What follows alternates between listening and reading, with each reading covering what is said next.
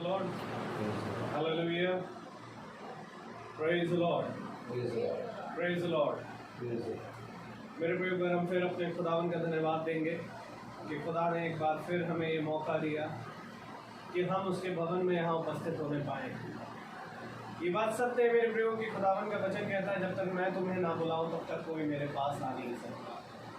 और मेरे प्रियो, उसका बुलाना भी एक बहुत बड़ा वरदान है, जिसके कारण आज हम यहाँ एकत्रित हैं। इसलिए मैं प्रभु का धन्यवाद देता हूँ कि प्रभु ने एक बार फिर अवसर दिया कि खुदावन हमें अपने भवन में लेकर आए, ताकि हम एकजुट होकर उसकी हम सताइश करने पाए। मेरे प्रियो, जानना ज़रूरी ये है कि हम जितना इन सारी बातों को अपने जीवनों में घटता हुआ देख रहे हैं, प्रभु के और नज़दीकी बढ़ जाए। क्योंकि मेरे प्रियो, जैसे दाऊद कहता है कि मेरी सुरक्षा खुदावन की ओर से आती है, उसी समान खुदावन ही है जो हमें हर दिन उठाते और चलाते और सुरक्षित रखते। वो मेरे प्रियो, जिस प्रकार अय्यूब के इर्द गिर्द उसने बाड़ा बांधा, वैसे ही उसने अपने अभिषिक्तों के इर्द गिर्द अपने बाड़ा बांधा, और उस बाड़े में जो बना रहेगा मेरे प्रियो, वही है जो खुदावन की ओर से हर सुरक्षा को पाता है। और वो कहता है, देखो यदि तुम मुझ में और मैं तुम में बना रहूँगा तो तुम कभी ना मरोगे। Praise the Lord. क्योंकि मेरे प्रियो, खुदावन ने इस जीवन के बाद एक अनंत जीवन का वाचा बांधी है हमारे, जिसके कारणवश प्रभु ने कहा तुम इन सब परिश्रम में लगे रहो, और देखो जो तुम्हारा परिश्रम मुझ में है वो कभी व्यर्थ न जाए। इसलिए मैं एक बार फिर इस अवसर के लिए खुदा का धन्यवाद देता हूँ कि मुझ निगम्मे को और हम सब भाई बहनों को यहाँ एकत्रित किया खुदा ने।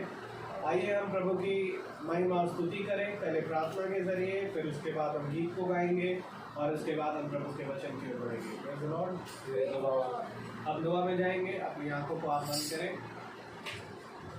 और हम प्रार्थना करेंगे। जिंदगी के बानी हमारे महान जीवित अनुग्रहकारी खुदावंद यीशु मसीह, बड़े धन्यवादित है खुदावन एक बार फिर से कि प्यारे प्रभु आपने ये मौका दिया है खुदा, कि प्यारे प्रभु आपने हम सबको खुदावन इस भवन में एकत्रित किया, ताकि हम प्यारे प्रभु आपकी हम दुसताइश एक बार फिर करने पा रहे खुदा। हाँ प्यारे प्रभु, शरीर के भाव से प्यारे प्रभु मनुष्य बहुत सी बातों को सोचता है, परंतु ये तेरा आत्मा है खुदावन जो आपके अभिषिक्तों में आता है और सामर्थ को भर देता है। और प्यारे प्रभु, कारण ये है खुदावन कि आज प्यारे प्रभु आपकी मर्जी के अनुसार हम यहाँ आने पाए। प्यारे प्रभु, हम तो इस योग्य नहीं थे कि हम यहाँ आए, परंतु आपका ही ये सामर्थ्य है और आपकी ही ये कृपा है जो आप हमें यहाँ लाते हैं और अपने वचन के निकट बने रहते हैं, देते हैं खुदा, क्योंकि खुदावन आपके निकट ही आनंद की भरपूरी है। और मैं धन्यवाद देता हूँ खुदावन कि एक बार फिर प्यारे प्रभु आपने हम सबको ये समय दिया कि हम यहाँ एकत्रित हैं, और जैसा वचन कहता है, जहाँ 2 या 2 से अधिक लोग मेरे नाम पर एकत्रित होते हैं, मैं वहाँ उपस्थित हूँ। और मैं जानता हूँ खुदावन कि आप यहाँ पर हमसे पहले पहुँच चुके हैं मेरे पास। बोले दे खुदावन कि आप इस जगह का टेक चार्ज लें, हर एक प्यारे प्रभु कमी घटी को हमारे जीवनों से दूर करें। दिन भर में जो भी गलती भूल चूक अपराध हुए खुदावन, सब के लिए हम आपसे क्षमा चाहते हैं, या देखने के कारण या बोलने के कारण या करने के द्वारा मेरे खुदा प्यारे प्रभु। और चाहते हैं खुदावन कि आप हमें एक बार फिर पूरी रीति से धोए और शुद्ध करें, ताकि हम आपके वचन में बैठने की योग्य होने पाएं। और प्यारे प्रभु, होने दे कि आप अपने दास के मुंह का टेक चार्ज लें। बोलना भले ही भाई की ओर से हो, परंतु प्यारे प्रभु मुंह भले ही भाई का हो, परंतु बोलना आपकी ओर से हो। सुनने वाले हर एक कान जो इस समय प्यारे प्रभु अपने घरों में बैठ कर खुदावन तेरे वचन को सुन रहे हैं खुदावन, उनको भी बड़ी आशीष और बरकत देना, ताकि वो उसे सुनने वाले ही नहीं, सुनकर ग्रहण करने वाले भी हो। हर एक बात में खुदावन आप बढ़े और हम घटने पाए। ये दुआ बनती है आपके बेटे यीशु मसीह के नाम से, दया से सुने और ग्रहण करें। Praise the Lord. आइए हम गीत को गाएंगे, गीत नंबर 14, प्रभु का धन्यवाद करूँगा। प्रभु का धन्यवाद करूँगा, उनकी संगति में सदा रहूँगा, साथ चलूँगा मैं, जय जरूर पाऊँगा, साथ चलूँगा मैं, जय जरूर पाऊँगा। प्रभु का धन्यवाद करूँगा, ना मेरी मुझे दुनिया कभी भी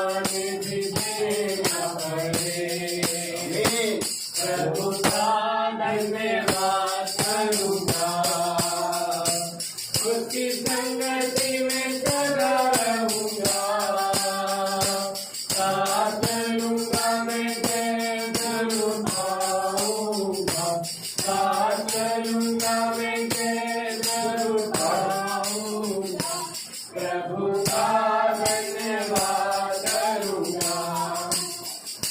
कितना अच्छा है वो, कितना धन्य है वो, यीशु ही मेरे जीवन का साथी। कितना अच्छा है वो, कितना धन्य है वो, यीशु ही मेरे जीवन का साथी।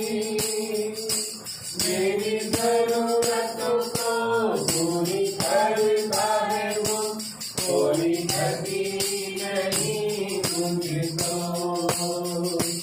मेरी जरूरतों को पूरी करता है वो, कोई गति नहीं मुझको। प्रभु का धन्यवाद करूंगा, उसकी संगति में सदा रहूंगा, साथ चलूंगा मैं जय जरूर पाऊंगा, साथ चलूंगा मैं जय जरूर पाऊंगा, प्रभु का धन्यवाद करूंगा। Praise the Lord. Praise the Lord. Hallelujah. Hallelujah. प्रभु का धन्यवाद करूंगा, उसकी संगति में सदा रहूंगा, Amen. हमें साथ चलूंगा तो जय पाऊंगा। Praise the hallelujah. Lord. और मेरे प्रिय खुदावन का वचन कहता है, जो जय पाए मैं उनको इन सब वस्तुओं का अधिकारी बनाऊंगा। Hallelujah. हालेलुया। क्योंकि देखो, डरपोकों की और व्यभिचारियों की और टोनों की और घिनौने लोगों की स्वर्ग में कोई जगह नहीं। Praise the Lord. इसलिए मैं प्रभु का धन्यवाद देता हूँ कि प्रभु ने एक अवसर दिया Hallelujah. कि हम यहाँ पर एकत्रित हुए। हाँ मेरे प्रभु, ये जय जो खुदावन ने बाहर के हर इस भयावह रूप को हमारे जीवनों से जीता और हम यहाँ आने पाए, ये सबसे बड़ी गवाही है मेरे प्रभु। Praise the Lord. Hallelujah. मैं गवाही देना चाहूँगा प्रभु के नाम की कि बीते दिनों में हम पर, हमारे परिवार पर बहुत ज़्यादा अंधकार आया और सबकी एक सिरे से तबीयत खराब हुई। परंतु मैं प्रभु का बहुत धन्यवाद देता हूँ कि प्रभु ने उस अंधकार में संभाला Praise the Lord. और पहले मम्मी, फिर पापा, फिर मैं, हम लोग सब धीरे धीरे करके बीमार पड़ रहे हैं। परंतु धन्यवाद देते हैं कि खुदावन ने अपने वचन में कहा है कि देखो, जो बाहर है उससे कई बड़ा तुम्हारे अंदर है। और मेरे प्रियो, हमारे जीवन में खुदावन बहुत ताकत से है, ऐसा हमारा विश्वास है, क्योंकि खुदावन के काम मेरे प्रियो हमारे जीवन में हम देखने पा रहे हैं। और मैं विश्वास करता हूँ आप सब भी अपने जीवन में इस काम को देखते हैं। और मैं प्रभु का धन्यवाद देता हूँ कि बहुत सारी परेशानियाँ थी, बहुत सारे कमजोरियाँ थी, परंतु प्रभु ने हम में सामर्थ्य भरी और प्रभु ने 2 दिन के अंदर खुदावन ने एक फीवर, हमें फीवर आ रहा था, उससे भी चंगा किया, घर भर को सबको चंगा किया। पापा का भी बहुत प्रॉब्लम थी, लेकिन अब प्रभु की दया से भी सब कुछ ठीक है। मैं प्रभु का धन्यवाद देता हूँ। और सबसे बड़ी गवाही ये कि आज एक बार फिर हमें इस भवन में आने का मौका मिला और इस बात से हमारी आत्मा बहुत आनंद है। तो आइए हम वचन की ओर जाएंगे। Praise the Lord. Hallelujah. और जबकि हम अपने स्थान पर खड़े हैं, हम पहला कुरिन्थियों निकालें और उसका 4था अध्याय।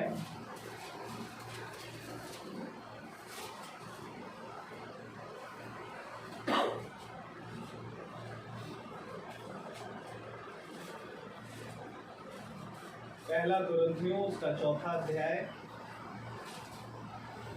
उसका 18, 19 और 20 हम 18 से 21 आयत को एक साथ पढ़ेंगे अपने स्थान पर खड़े होकर।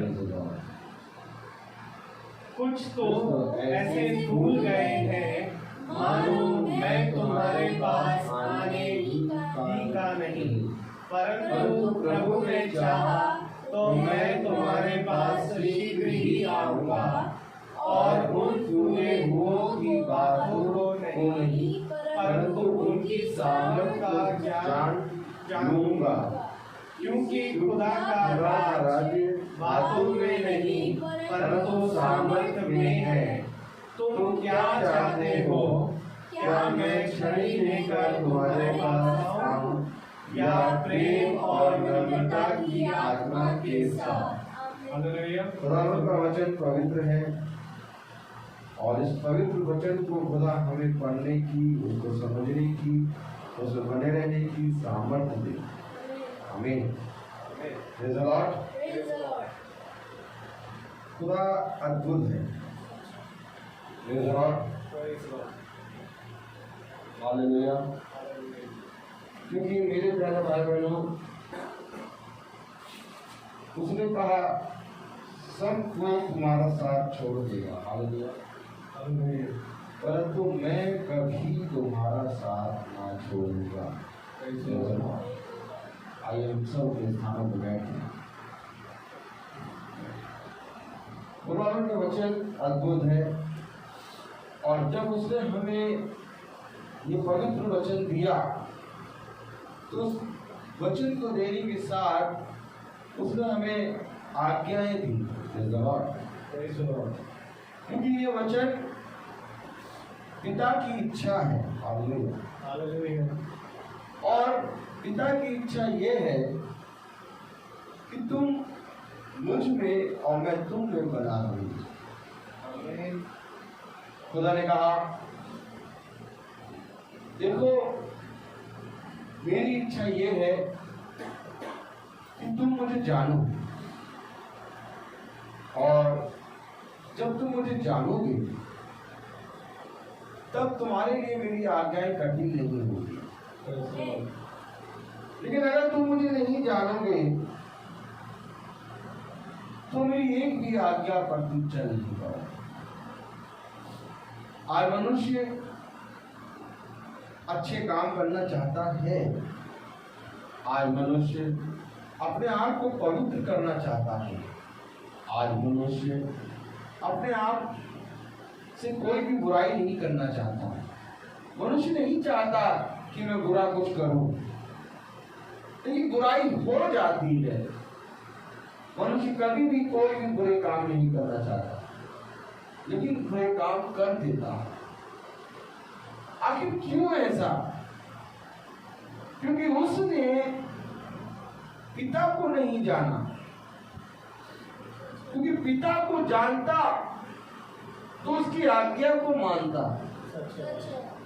और आज्ञा को मानना और उस पर चलना किसी मनुष्य की बात नहीं है, बल्कि आज्ञा को मानना और उस पर चलना प्रभु की सामर्थ्य है। अभी आपने सुना कि बातों से नहीं बल्कि सामर्थ्य से। आइए देखें, पकड़े वचन को पकड़े। Praise the Lord. Praise the Lord. Hallelujah. Hallelujah. पहला कुरिन्थियों का 14 अध्याय और उसकी 18वीं आयत। कुछ तो ऐसे भूल गए हैं मानो मैं तुम्हारे पास आने ही का नहीं, परंतु प्रभु ने चाहा तो मैं तुम्हारे पास शीघ्र ही आऊंगा, और उन भूले हुओं की बातों को नहीं परंतु उनकी सामर्थ को जान लूंगा। क्योंकि खुदा का राज्य बातों में नहीं परंतु सामर्थ में है। यही बात है। आज लोग बातें करते हैं अच्छे काम की, लेकिन करते कुटिलता के काम है। क्योंकि बातों में प्रभु का राज्य नहीं है। प्रभु का राज्य सामर्थ के अंदर है। मनुष्य ने सोचा कि हम कुछ अच्छी अच्छी बातें बना के, चिकनी चुपड़ी बातें बना के, कहानी किस्से बना के स्वर्ग राज्य की बातें करेंगे। लेकिन कह रहा तो बातों में है ही नहीं स्वर्ग का राज्य। क्योंकि स्वर्ग का राज्य एक सामर्थ्य है। स्वर्ग का राज्य वो राज्य है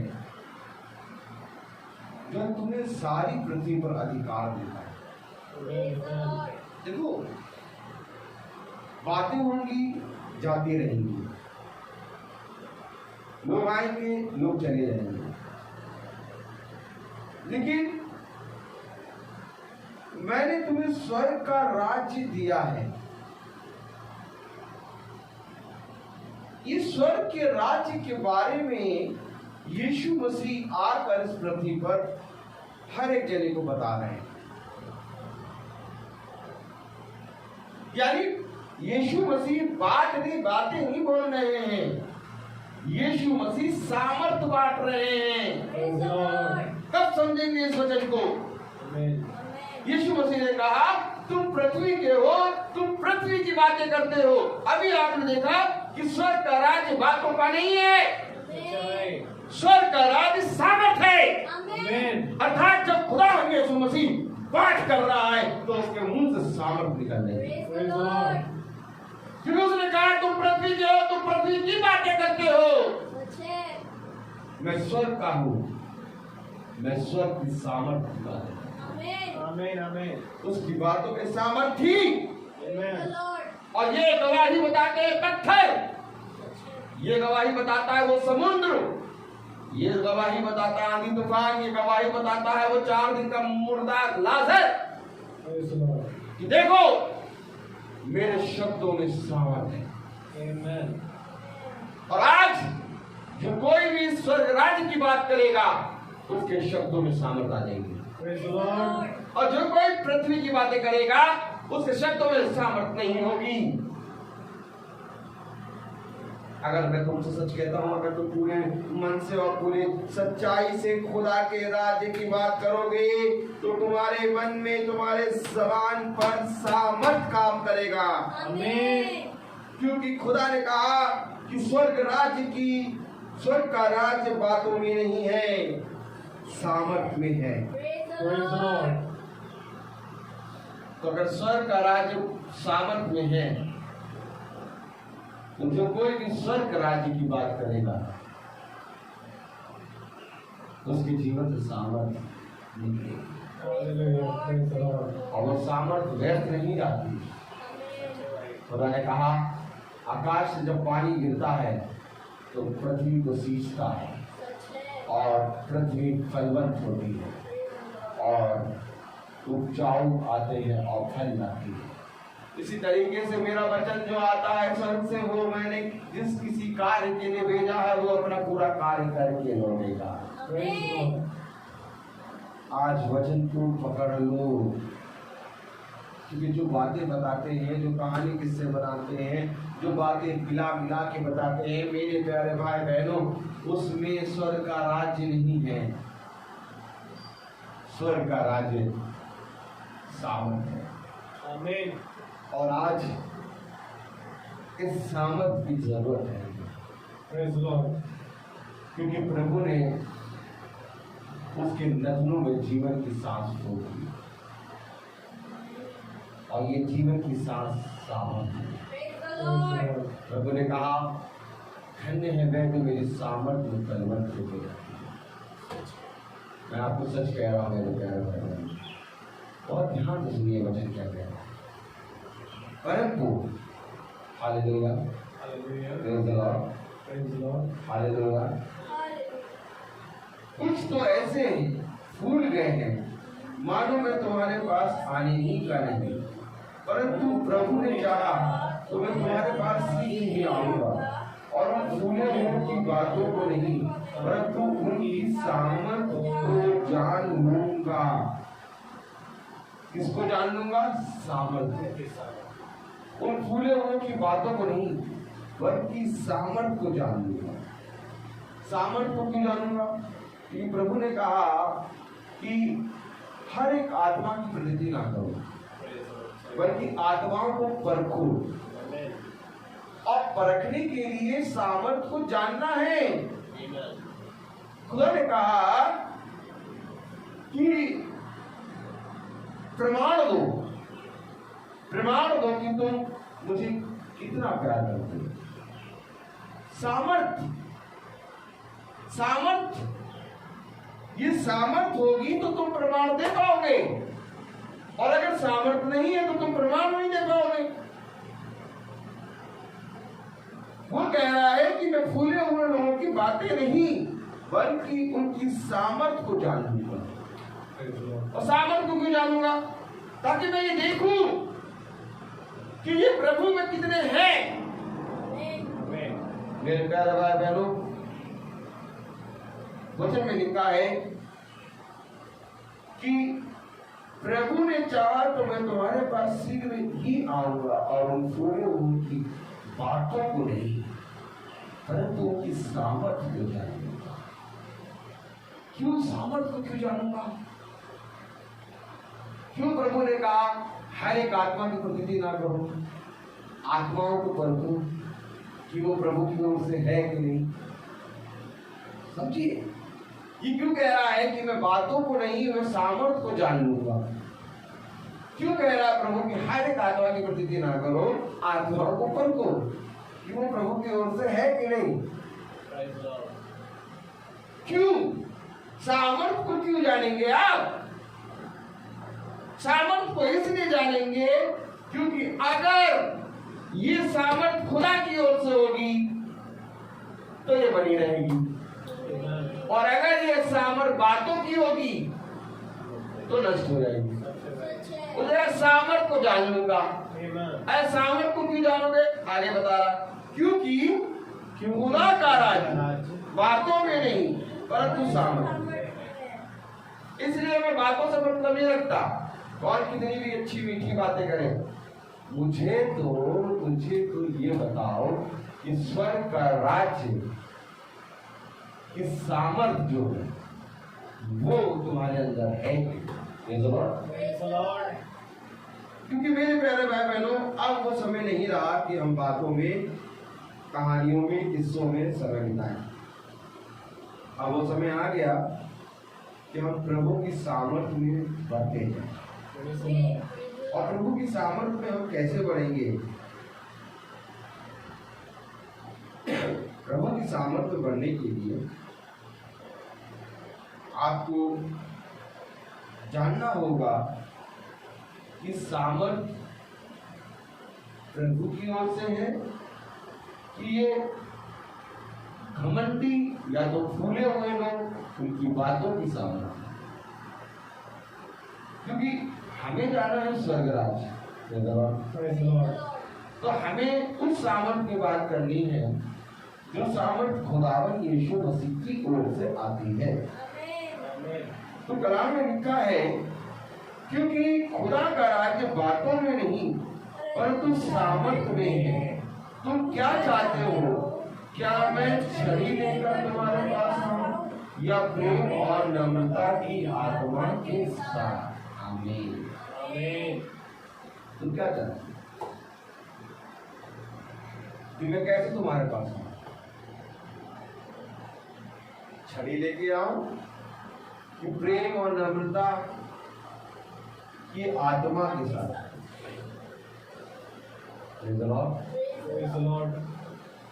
ये प्यारे भाई बहनों, अगर तुम्हें प्रभु की सामर्थ प्राप्त करनी है तो तुम्हें छड़ी और प्रेम और सामर्थ की आत्मा, ये दोनों को तुम्हें लेना होगा। क्योंकि जो चरवाहा है उसके पास अनुग्रह की एक छड़ी है और एक छड़ी है उसके पास प्रेम की। हमको ये दोनों को लेना है, क्योंकि अनुग्रह कब आएगा? अनुग्रह तब आएगा जब तुम विश्वास में बढ़ोगे। क्योंकि बिना विश्वास के अनुग्रह नहीं आ सकता। क्योंकि अनुग्रह जन्म लेगा। अनुग्रह किस पे जन्म लेगा? विश्वास के द्वारा। इससे पहले कि याकूब, इससे पहले कि याकूब अनुग्रह में आए, वो विश्वास में बढ़ा। उसने युद्ध किया रात भर, और जब वो विश्वास में पूरी रीति से बदल गया तब उस पर अनुग्रह आया। Praise the Lord. Praise the Lord. अब उसको अनुग्रह ये आया कि अब वो खुदा की प्रजा हो गया, Amen. अर्थात इज़राइल। Hallelujah. अभी नहीं था, अभी तो याकूब था। तो ये याकूब से इज़राइल कैसे बना? याकूब से इज़राइल बनने के लिए इसने विश्वास किया। Praise the Lord. और किस बात पे विश्वास किया? इस बात पे विश्वास किया कि मैं चीटर हूं, इस बात पे विश्वास किया कि मैं पापी हूं, इस बात पे विश्वास किया कि हाँ, मेरे जीवन में मैंने जितने कष्ट उठा रहा हूं ये मैंने छल से प्राप्त करी हुई बातों से उठाए हैं। अब उसका जब विश्वास पूरी रीति से पवित्र हुआ तब खुदा ने उस पर अनुग्रह किया। Amen. मेरे प्यारे भाई बहन, एक समय था जब याकूब ने सबको चीट किया, लेकिन जब खुदा का अनुग्रह आया उस पर, तो याकूब को लोगों ने चीट किया, बदल गया, पूरा सिस्टम बदल गया। याकूब बहुत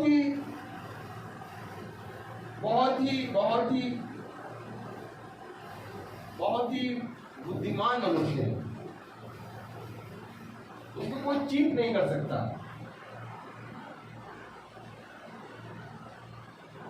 लेकिन मेरे प्यारे भाई बहनों, यहां पर बात आई है बातों की और सामर्थ्य को जानने की। जब बातों में आदमी रहता है तो बातें बना बनाकर आदमी चीट करता है, लेकिन जब वो खुदा की सामर्थ को जान जाता है, जब वो खुदा के अनुग्रह को जान जाता है, उसका विश्वास एक जीवित खुदावन यीशु मसीह पे आ जाता है, तब मेरे प्यारे भाई बहन उसको लोग चीट करेंगे, लेकिन वो किसी को चीट नहीं करेगा। ये है सामर्थ। सामर्थ क्या है? अनुग्रह क्या है? ये कि लोग तेरे विषय के में बुरा बुरा कहेंगे, परंतु तू लोगों के लिए प्रार्थना करेगा। लोग तेरी बुराई करेंगे, लोग तुझे श्राप देंगे, इसके विपरीत तू आशीष देगा। ये क्या है? आखिर पतरस की पत्री में क्या दिखा रहा है? पतरस की पत्री में बता रहा है कि ये सामर्थ है।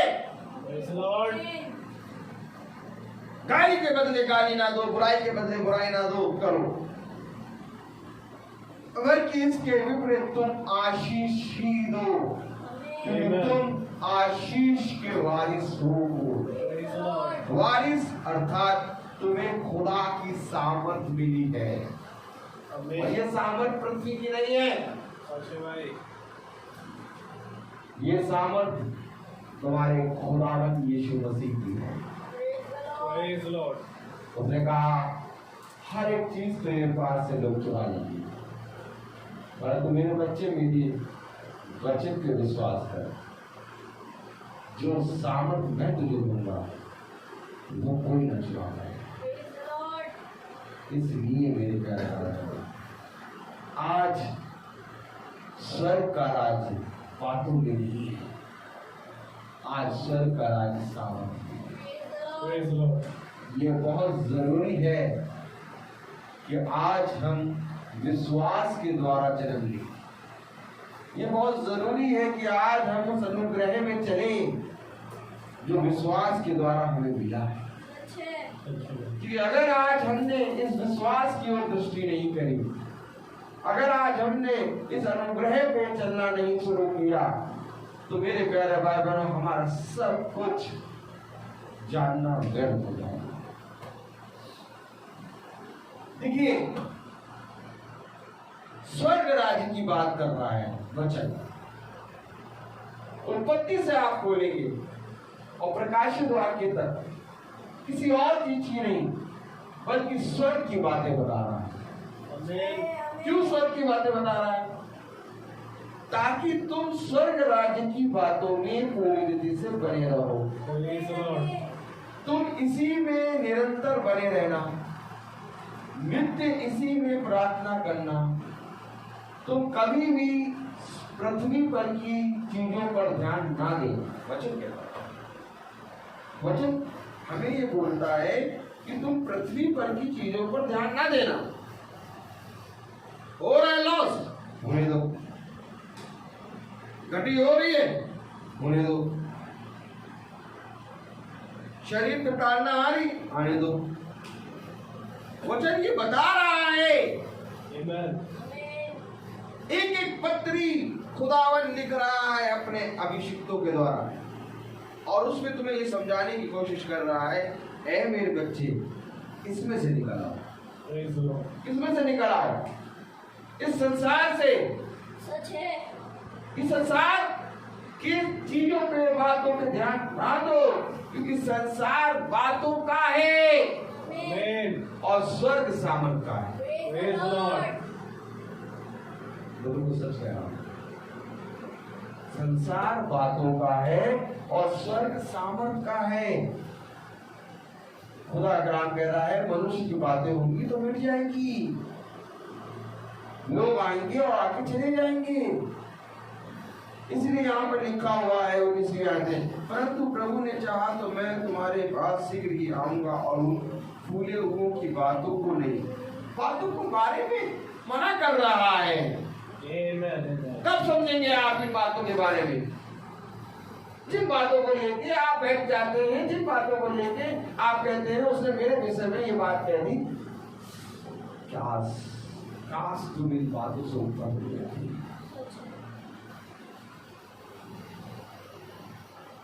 मैं अपना होठ जो है बंद कर लेता हूं। कभी कभी ऐसा होता है कि इन होठों से उछलने वाली बातें निकलने लगती हैं, और ऐसी उछलने वाली बातें जिनको मैं समझ जाता हूं कि ये दुष्टता ही कहे,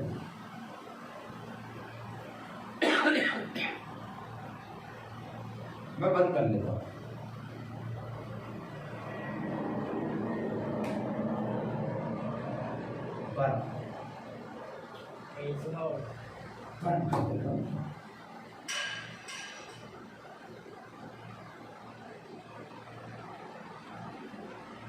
बातों को एकदम मना कर दिया गया है।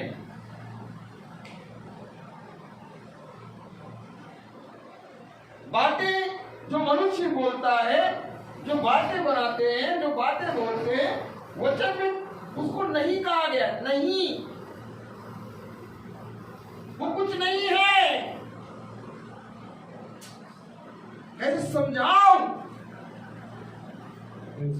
समझो इसको। कलाम में लिखा है, परंतु प्रभु ने चाहा तो मैं तुम्हारे पास शीघ्र ही आऊंगा और उन फूले हुओं की बातों को नहीं, मना कर दिया बातों को। उन फूले हुए लोगों की बातों को नहीं, नहीं। इससे पहले कि उन फूले हुए लोगों की बातें तुम बोलो, खुदा का कलाम है, चुप।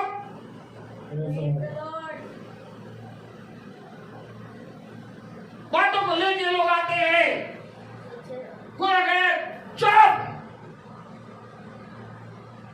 इन फूले हुए बातों के बारे में जब लोग कहते हैं तो खुदा कहता है, अपने होठों को बजाने वाला ना बन, अपने कानों को बजाने वाला ना बन। इसी के लिए कहा है खुदा ने। और ये तो बातों को नहीं ना, ये बातों को नहीं, यही जबान है, यही जबान। क्या तो भारी तलवार है तेरी जबान, इसमें लगाम लगा। कुटिलता की बात तेरे मुंह से निकलनी नहीं चाहिए। बातों के बारे में बैन लगाती है बाइबल। जाओ जाके देखो, किन्हीं बातों के विषय में उसने मेरे जैसे कह दिया, अब मैं नहीं जाऊंगा। उसने ऐसे कह दिया अब मैं नहीं आऊंगा, उसने ऐसे कह दिया नहीं आऊंगा। काश इन बातों को तुम दूर करके सामर्थ्य को जांचते। मैं पहुंचना था तुम्हें सामर्थ्य के पास, और मनुष्य रुक जाता है बातों में।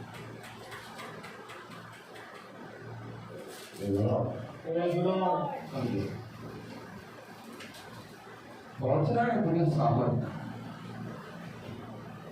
और मनुष्य रुकता है बातों पर। और जब मनुष्य बातों पर रुकता है और पहुंचना तुम्हें सामर्थ्य,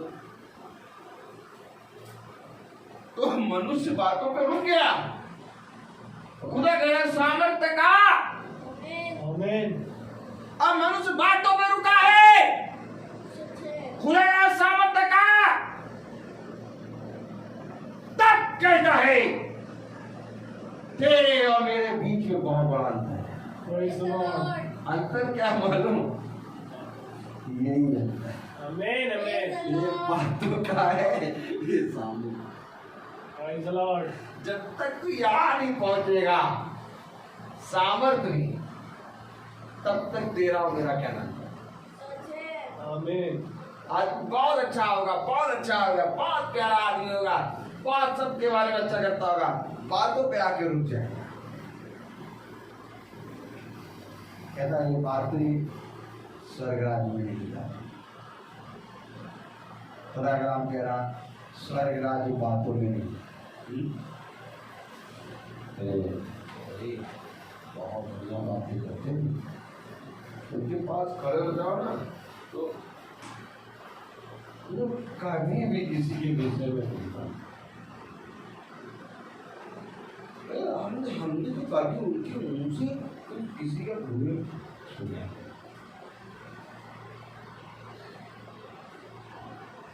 ये कैसे चलेगा?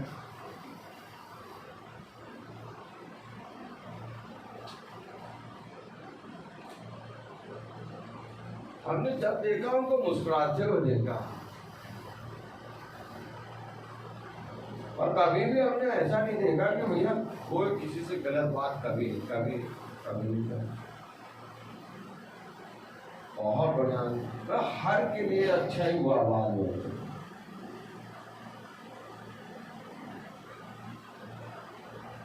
बहुत अच्छा, मतलब हर के लिए अच्छी बात बोलते हैं। स्वर्ग का राज्य बात नहीं।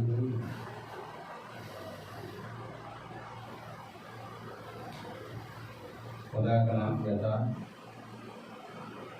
ज्यादा मीठा खाना भी सेहत के लिए हानिकारक है। कभी कभी परवाह भी खाया करो। अगर हर बात में मीठा बोलोगे तो सुनते वाला वचन, लाठी वाला वचन कौन सुनाएगा? इसलिए तो यहाँ पर लिखा है कि मैं तुम्हारे पास क्या लेकर आऊं? प्रेम और नम्रता की आत्मा के साथ। और क्या चाहते हो कि मैं तुम्हारे पास छड़ी लेकर तुम्हारे पास आऊं, या प्रेम और नम्रता की आत्मा के साथ? अब लोग नहीं प्रभु, हमारे पास तो प्रेम और नम्रता की आत्मा लेके आइए, छड़ी लेके थोड़ी ना। और पत्थरों को मार थोड़ा मारते हैं, इनको मालूम ही नहीं है कि प्रभु की छड़ी प्रेम है। आमीन। उसकी छड़ी ही नम्रता है, उसकी छड़ी ही अनुग्रह है, आमीन आमीन। उसकी छड़ी ही जीवन। Praise the Lord.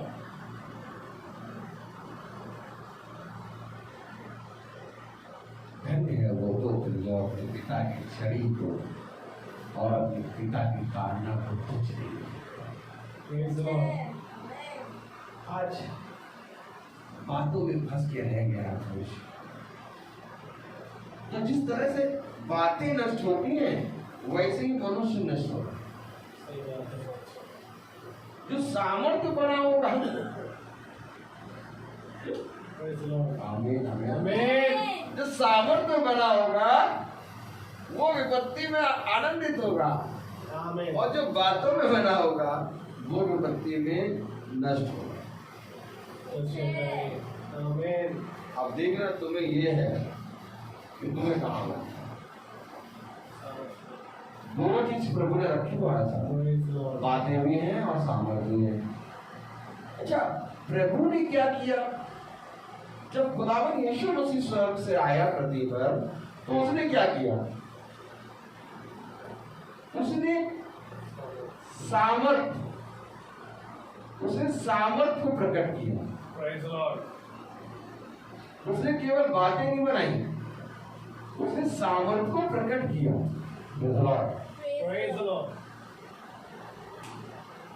और आज अगर हम खुदा के बच्चे हैं तो हमें भी सामर्थ्य में बलवान होना है। आमीन आमीन। क्योंकि स्वर्ग का राज्य बातों में नहीं बल्कि खुदा की सामर्थ्य में है। आगे देखिए पहला कुरिन्थियों उसका 6वां अध्याय और उसकी 9वीं आयत पढ़े अगर तो क्या लिखा है? क्या तुम नहीं जानते कि अन्यायी लोग खुदा के राज्य के वारिस न हो। देखिए अन्यायी लोग, कौन लोग? अन्यायी लोग खुदा के राज्य के वारिस नहीं होंगे। ये अन्यायी कैसे होंगे? क्योंकि अभी आपने पढ़ा कि बातें स्वर्ग राज्य में नहीं जाएंगी बल्कि सामर्थ जाएगी। प्रभु ने चाहा तो मैं तुम्हारे पास शीघ्र ही आऊंगा और उन फूले हुओं की बातों को नहीं परंतु उनकी सामर्थ को जान लूंगा, क्योंकि खुदा का राज्य बातों में नहीं परंतु सामर्थ्य में। और अन्यायी लोग खुदा के राज्य में क्यों नहीं जा पाएंगे? कलाम में लिखा लिखो, क्या तुम नहीं जानते कि अन्यायी लोग खुदा के राज्य के वारिस ना होंगे? क्यों नहीं होंगे? पढ़ेंगे। धोखा ना खाओ, धोखा ना खाओ,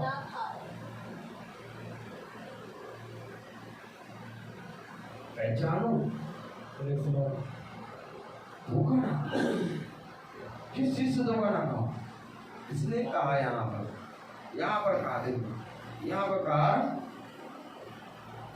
परंतु प्रभु ने चाहा तो मैं तुम्हारे पास शीघ्र ही आऊंगा और उन फूलों की बातों को नहीं परंतु उनकी सामर्थ को जानूंगा। ये धोखा नहीं खा, आमीन। ये बातों को पकड़ नहीं रहा, ये सामर्थ को जान रहा, परख रहा। उसने कहा बातों से मुझे कोई मतलब ही नहीं है, मुझे ये ना बताओ तुम कहाँ से आए हो, क्या करते हो, कितना कमाते हो, ये मुझे ये बताओ कि क्या तुम मेरे सृष्टिकर्ता को जानते हो? नहीं जानते तो आओ मैं बताऊं उसके विषय में। अगर जानते हो तो चलो फिर मेरे साथ। खुदा ने जितने लोगों से पृथ्वी पर मिला उसने कहा कि तुम मेरे पिता के राज्य को जानते हो? उन्होंने कहा नहीं, मेरे पीछे हो। अब जो पीछे बोलिए पिता का राज्य बताना शुरू। अब जो नहीं जानना चाहता उतर जाए। खुदा ने कहा धोखा ना खाओ। किस चीज से धोखा ना खाओ? क्योंकि इनकी बातें बहुत अच्छी होंगी, बहुत सुंदर सुंदर बातें करेंगे। ये ऐसा लगेगा कि स्वर्ग राज्य इन्हीं के अंदर है, लेकिन धोखा ना खाओ। क्योंकि अन्यायी लोग स्वर्ग राज्य में प्रवेश नहीं कर सकते। सबसे पहली बात खुदा ने बताया धोखा ना खाओ, न वैश्यागामी, ना मूर्ति पूजा, ना परस्त्रीकामी, ना लूचे, ना पुरुषवादी, ना चोर, ना लोभी, ना पियक्कर, ना गाली देने वाले, ना घेर करने वाले खुदा के राज्य के वारिस हो। ये सब खुदा के राज्य के वारिस नहीं होंगे। Amen. क्योंकि इन सब के पास बातें हैं, इनके किसी के पास सामर्थ नहीं है भाई, इनके सब के पास बातें हैं। ये खुदा के राज्य में प्रवेश नहीं कर पाएंगे। क्यों नहीं कर पाएंगे? क्योंकि इनके पास बातें हैं, इनके पास सामर्थ नहीं। और स्वर्ग राज्य में बातें प्रवेश नहीं कर पाएंगी। स्वर्ग राज्य में टोकन होगा, और वो टोकन होगा पवित्र आत्मा, और वो टोकन होगा सामर्थ, और यही सामर्थ तुम्हें स्वर्ग राज्य के अंदर ले जाने की सामर्थ रखती है। आमीन। क्या ही धन्य होता कि मनुष्य इन वचनों को जानता था। तो कलाम में क्या है? न चोर, न लोभी, न पियक्कर, न गाली देने वाले, न घेर करने वाले खुदा के राज्य के वारिस होंगे। आप मालूम 9 और 10वीं आयत में पूरी सृष्टि आ गई और सब कटघरे में खड़े हो गए, सब जन। 9 और 10 के अंदर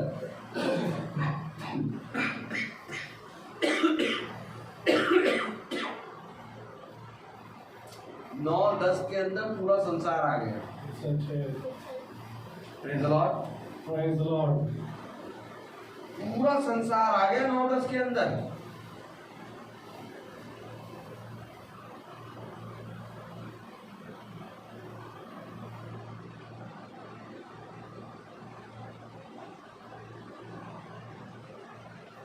अब इस 9 और 10 के अंदर पूरा संसार आया। अब इस संसार से खुदा ने निकालना शुरू किया। किसको? उनको जिनको खुदा ने इस पृथ्वी पर आने से पहले ही चुनी। Praise the Lord. निकालना शुरू कर दिया। अगर 9 और 10 पढ़ेंगे तो उसके अंदर हम पाए जाते हैं।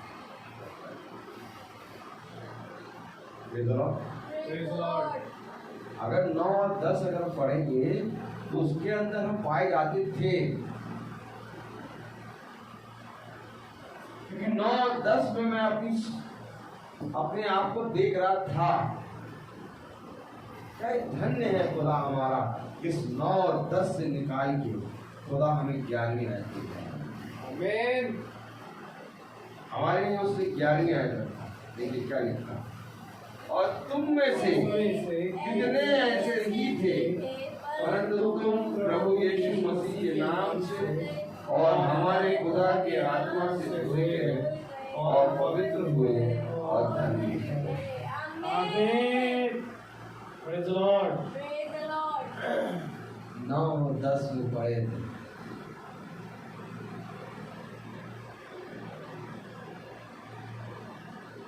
ये प्रभु की सामर्थ जो 9 और 10 से एकदम खींच के निकाल के 11 में गया।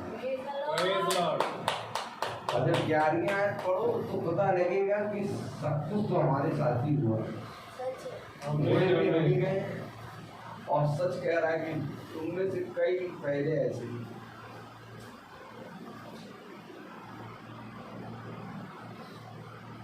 यह सामर्थ आमीन। जिसमें निकालने की सामर्थ है। और इसके बिना स्वर्ग राज्य कैसे जा पाओगे? अगर ये सामर्थ नहीं होती तो हम अभी भी 9 और 10 में पड़े होते। अगर सामर्थ नहीं होती तो अभी भी हम 9 और 10 में पड़े होते। खुदा की सामर्थ ने हमें 9-10 से निकाल के 11वें में डाल दिया। Praise the Lord. और अभी भी हम 11 से उछल के 9-10 में चले जाते हैं, और फिर खुदा अपनी सामर्थ से 9-10 से खींच के फिर 11 में डालता है। आमीन।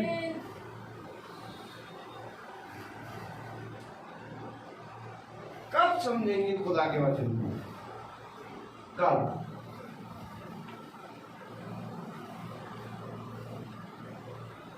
बड़ी बड़ी चीजों को पाने की चाह में ना रहो, बल्कि अपने आज के दिन को पवित्र करो।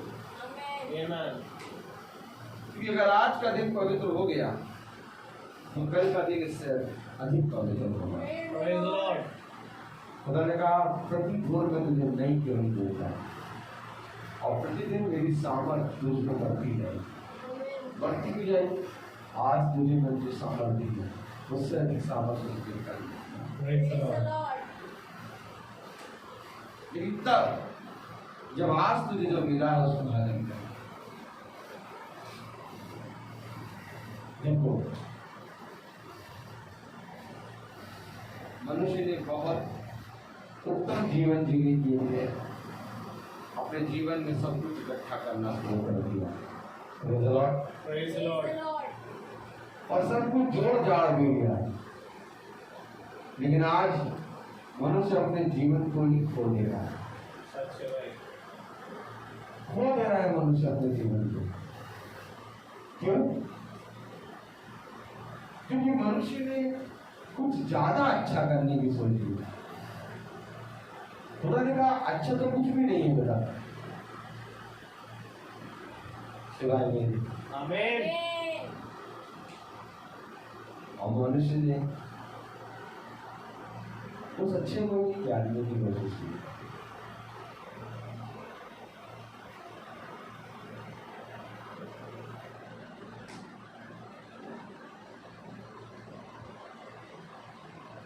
नहीं करनी कोशिश।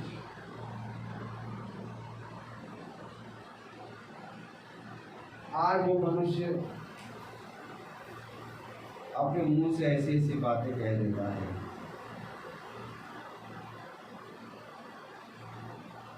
कि सृष्टिकर्ता हमारा ऐसा है जो सुन लेता है।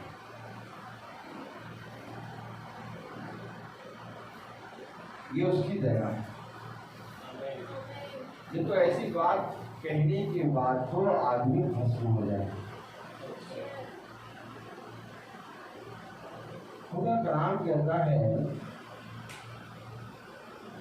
यदि किसी के अंदर सामर्थ नहीं है और वो तुमको क्षमा करे तो उसने कोई बड़ी काम नहीं किया, लेकिन अगर किसी के अंदर तुम्हें नष्ट करने की सामर्थ है और उसने तुमको क्षमा कर दिया तो उसने बहुत बड़ा काम किया। खुदा की दया है। क्या आज मनुष्य कहता है कि हम रोज नहीं सुन पाएंगे, क्या ही नहीं रहता, कब सुनेंगे। लेकिन खुदा इसके बावजूद जो अपने वचन को सुनाने के लिए बैठा है, क्योंकि वो हमें स्वर्ग राज्य का अधिकारी बनाना चाहता है।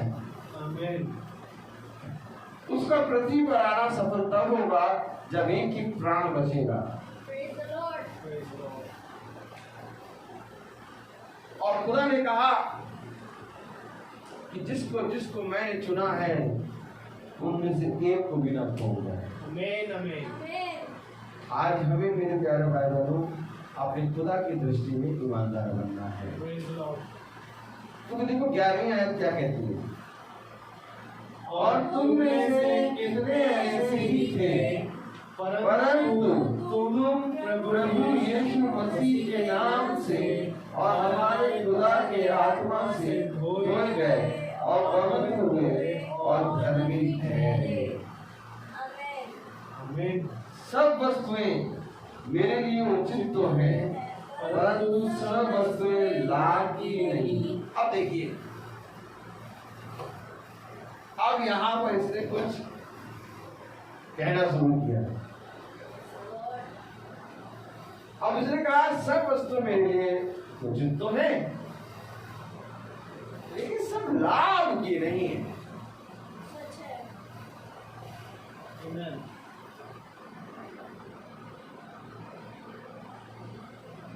क्या बोल रहा है? सुनिए, सब वस्तुएं मेरे लिए उचित तो है, परंतु सब वस्तुएं लाभ की नहीं। सब वस्तुएं मेरे लिए उचित है, परंतु मैं किसी बात के अधीन ना हूं। आप कह रहे कोई ऐसी चीज नहीं है जो मुझको खरीद ले, कोई ऐसी चीज नहीं है जो जिसके अधीन हो जाऊं मैं। सब वस्तुएं मेरे लिए उचित तो है, लेकिन मेरे लिए लाभ की नहीं है। लाभ तो मुझे खुदा के वचन में ही है। आमीन आमीन। अधीन मैं केवल खुदा का होऊंगा और बाकी किसी के अधीन नहीं होगा। अब इसके अंदर आया चुनने की क्षमता।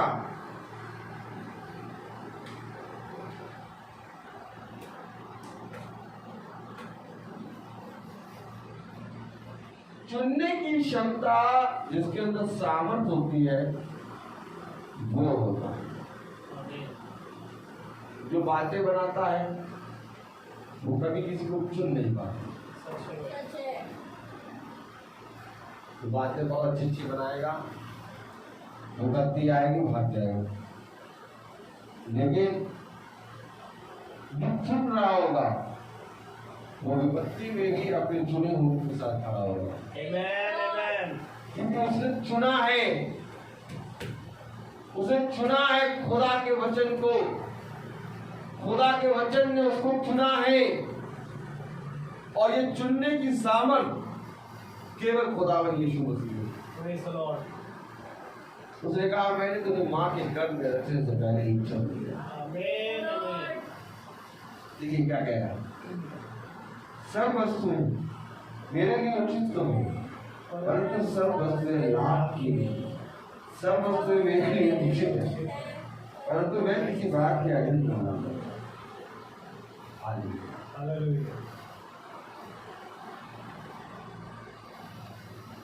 अब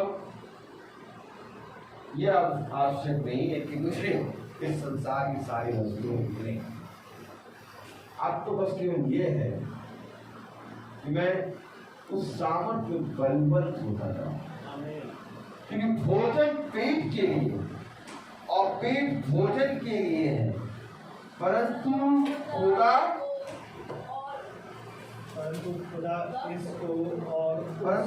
इसको और उसको दोनों को नष्ट करेगा। देखिए, भोजन और पेट दोनों नष्ट होंगे, दोनों नष्ट करेगा। इसलिए वो कह रहा सब वस्तु मेरे लिए उचित तो है, लेकिन लाभ के लिए। क्यों नहीं लाभ की? क्योंकि नष्ट दोनों को होना, परंतु देह व्यभिचार के लिए नहीं, वरन प्रभु के लिए और प्रभु देह के लिए है। आमीन आमीन। देह व्यभिचार के लिए नहीं है, आमीन आमीन, वरन प्रभु के लिए है और प्रभु देह के लिए है। और इसी देह ने सबसे बड़ा पाप कर दिया, किसी और ने नहीं, इसी देह ने। कलाम में लिखा, परंतु देह विचार के लिए नहीं, वरन प्रभु के लिए और प्रभु देह के लिए। आप मनुष्य ने किसी दूसरे के लिए नहीं, बल्कि अपनी देह में पाप कर दिया। इसलिए आज देखिए तो मनुष्य को कोई और नहीं बल्कि उसी की देह छोड़ रहे हैं। आप मनुष्य को उसकी देह क्यों छोड़ रही है? क्योंकि मनुष्य ने किसी और के लिए नहीं बल्कि अपनी देह के लिए ही पाप कर दिया। हालेलुया। कलाम में लिखा है, वचन में लिखा है, परंतु देह व्यभिचार के लिए नहीं, वरन प्रभु के लिए है और प्रभु देह के लिए। खुदा ने अपनी सामर्थ्य से प्रभु को दिलाया और हमें भी दिलाएगा। क्या तुम नहीं जानते कि तुम्हारी देह मसीह के अंग है? तो क्या मैं मसीह के अंग लेकर तुम्हें वैश्या के अंग बनाऊं? काश ये बातें मनुष्य चाहे। अपने अंगों को लेकर वैश्या का अंग बना लिया, व्यभिचार की संतान हो गया, और आज उसी विधि ने उसका साथ छोड़ दिया। खुदा ने कहा ऐसे दिन आएंगे कि बूढ़े बैठे रहेंगे और जवान चले गए। आज देखिए जवानों की मौत ज्यादा हो रही है। क्यों हो रही है? क्योंकि जवानों के अंदर व्यभिचार का दुष्ट आत्मा बहुत है। छोटे बच्चों के अंदर आ गया। इन सारी चीजों से कैसे बचेंगे आप? बातें नहीं बचा पाएंगी, बातें थोड़ी ना बचा पाएंगे इन सारी चीजों से। इन सारी चीजों से खुदा की सामर्थ हो जाएगी। आमीन। इसलिए कह रहा है कि खुदा का राज्य बातों में नहीं बल्कि खुदा की सामर्थ में है। इसलिए सामर्थ में आ जा, बातें न बना। धन्य होता कि हम प्रभु के वचन में बहुतायत से बढ़ते। धन्य होता कि उसके वचन में हम निरंतर बने रहें। क्योंकि प्रभु ही है जो सबसे उत्तम है। हालेलुया। तो आइए हम प्रार्थना में चलेंगे। हम बोलेंगे मत्ती उसका 6वां अध्याय, मत्ती उसका 6वां अध्याय। हालेलुया।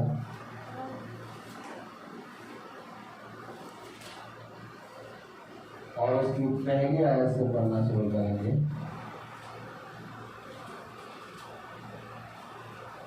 सावधान रहो, तुम मनुष्य को दिखाने के लिए अपने धर्म की कामना करो, नहीं तो अपने स्वर्गीय पिता से कुछ भी कर न पाओगे।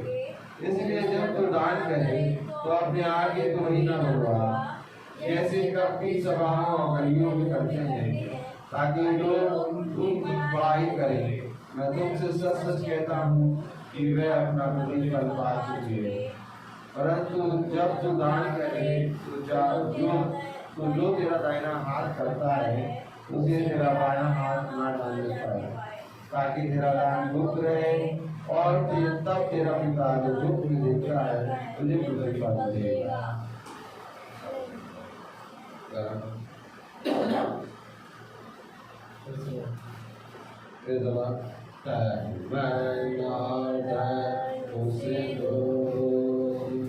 अपने यीशु को सब कुछ दो, क्योंकि उसी के द्वारा उद्धार पाना है, जिसकी आत्मा का दान उसे दो।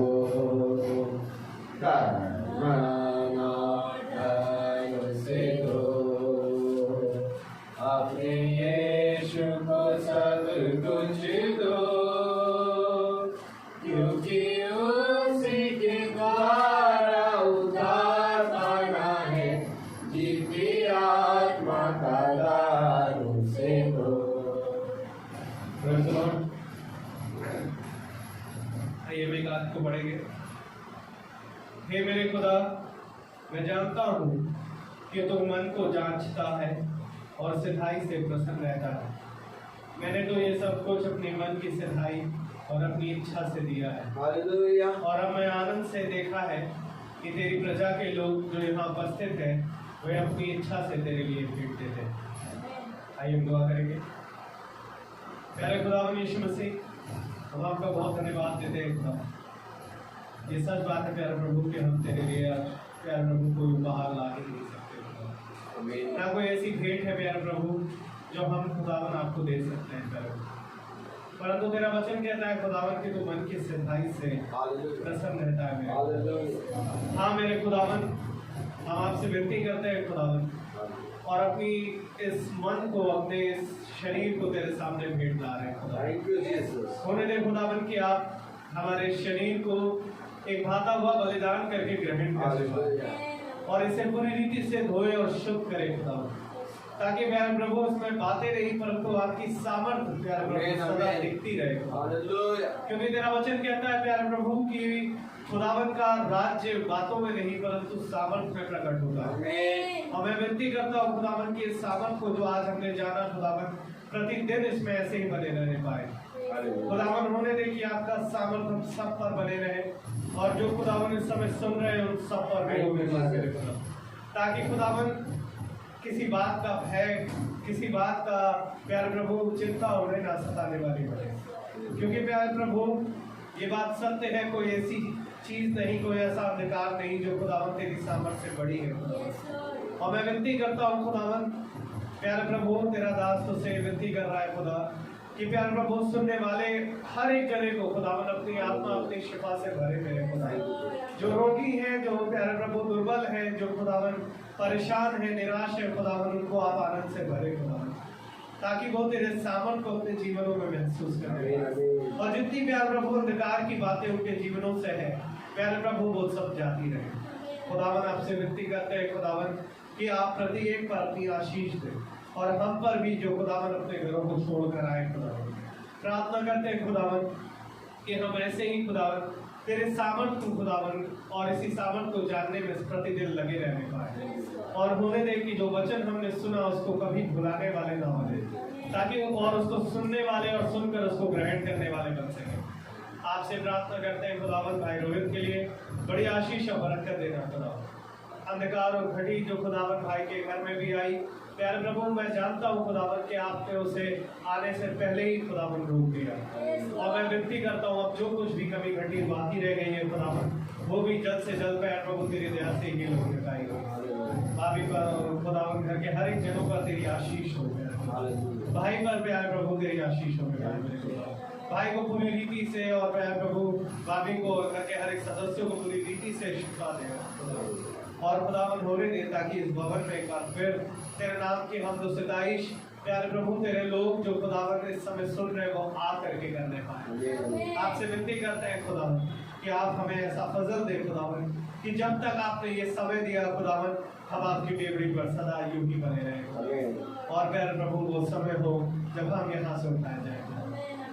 दुआ करते हैं खुदावन हर एक आत्मा को आने वाले हर एक दिन के लिए तैयार करे खुदा, और होने दे खुदावन की भय की आत्मा खुदावन जो प्यारे प्रभु आई वो सब खुदावन तेरी दया से हील होने पाए और दूर जाती रहे मेरे खुदा, और प्यारे प्रभु तेरा भय लोगों में आता रहे खुदावन, क्योंकि प्यारे प्रभु आपका भय ही खुदावन हमारी बुद्धियों का आरंभ है खुदावन, और होने दे खुदावन कि हम ऐसे ही आप में और आप हम में बने रहे। जब हम यहाँ से जाए खुदावन हमारे मार्ग में रक्षा रखवाली करना मेरे खुदा, और हमारे पीछे इस नगर की इस मोहल्ले की रक्षा रखवाली करना। जो पीड़ित है, बीमार है, लाचार है मेरे खुदा, हम नहीं परंतु आप जानने वाले हैं खुदावन, उन सबको अपना दाहिना सामर्थी हाथ बढ़ाकर छुए और शिफा प्रदान करें, ताकि होने दे खुदावन कि वे भी तेरे सामर्थ को जाने और बातों को छोड़ने वाले बने। सब बातों के लिए आपको धन्यवाद देते हुए ये दुआ करते हैं आपके बेटे यीशु मसीह के नाम से दया से सुने और ग्रहण करें, आमीन। ऐ हमारे पिता, आप जो आसमान में हैं, आपका नाम पावना जाए, आपकी बादशाहत आए, आपकी मर्जी जैसी आसमान में पूरी होती है वैसे समय पर भी पूरी हो।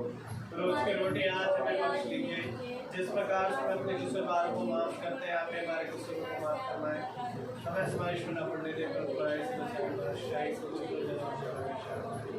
अब हमारे खुदावंद यीशु मसीह का फजल, खुदा बाप की मोहब्बत, पाक रूह की रिफाकत और सराहत अब में से हर एक विश्वासी जन के साथ अब से लेकर अनंत काल तक होती रहे, आमीन।